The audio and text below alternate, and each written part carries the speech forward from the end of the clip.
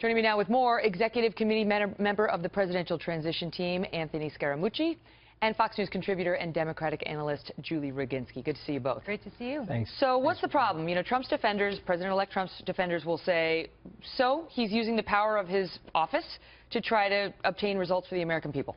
Well, they're right that he is using the power of his office. I remember back in the day, Anthony, you might remember this too, when Republicans didn't like to pick winners and losers. They like to have the market play. Are you talking about Solyndra? I'm talking about, exactly. You guys complain about Solyndra quite a bit, and I'm happy to see that you're following suit by picking winners and losers through Twitter. Look, if he's able to accomplish this, that's not what he's doing. If he's actually able to accomplish this through regulatory reform and broad-based reform, that's one thing. If he's picking companies, naming them by name, where he's saying, if you do X, I will do Y, as he did for Carrier, for example, where Carrier got a few $1 million to save a couple of hundred jobs, 800 jobs, that they will now use the money to automate most of those jobs anyway, but that's something the president-elect doesn't want to talk about.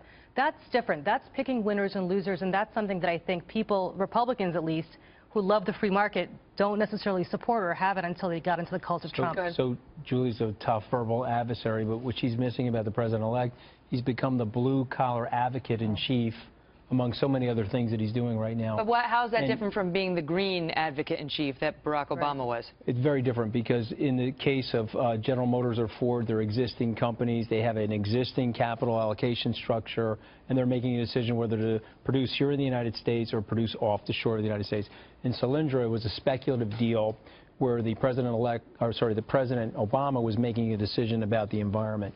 In this case, the focus is on American workers, Megan, and rising middle-class wages and working-class wages, and so it's a very, very big difference. So it's the priorities you have an issue with. It's not the philosophy, it's the priorities. It's actually not just the priorities. What the Democrats also understand, which we both understand, is that we've got to get the middle-class people rising wages. We've got to get the working class, which are turning into the working poor in the United States, into the aspirational zone like my parents were. What about the argument, Julie, that all he needs to do is pick a couple of these, right? Yeah. And, like, threaten. And that, you know, the belief by some that the other companies who are thinking about moving their plants to Mexico will then be shamed out of doing it. They know he's going to come after them. They don't want that. And they're going to say, you know what, is it really worth it? You know, I'm old enough to remember 2008. Barack Obama was riding high when he was coming into office. Everybody thought, it was a kumbaya moment. And then reality hits.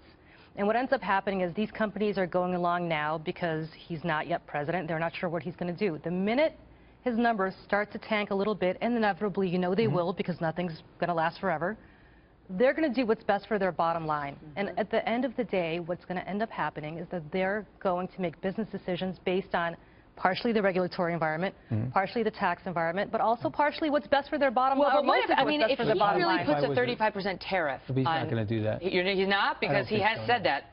Well, I think that's a bargaining chip on the table to get the understanding among whether it's Mexico, other countries like China. Because you know if he puts a 35% tax on those products coming across the Mexican border in the United States, I understand that. Well, what the American people are going to have to pay. Okay, they pay that price. But Megan, what the American people have to know, since 1945, we made, State Department and Treasury, a concerted effort to uneven the trade deals. Goods and services flow freely into the United States. Our goods and services are embargoed into other countries. That is a fact. Okay, Megan, we did that to create economic interdependence. It was a bipartisan thing, both Democrats and Republicans. All Mr. Trump is now saying is time out. It's had the deleterious side effect of hurting working-class families. Deletery. Look at you. Like that. That was a good Delete SAT with word. O-R-Y at the end. ACTs for the young people out there. Yeah, SAT for the old people. But can I tell you something? What are you looking at me for? What's the pointing at me for and the old people? No. I was pointing at that camera. I was pointing at that cameraman on stage 13. Don't be mean at James. Had nothing to do with you. I'm not trashing poor James. Sorry, brother. But your point is he's like, enough is enough. It's done the good it needed to do. Let's even the playing field. And let's even the playing field. Because let me tell you something. The last best hope for globalism is Donald J. Trump. I'm going to tell you why. You create a burgeoning market for the middle class and the working class families. We're 23.6% of the GDP of the world.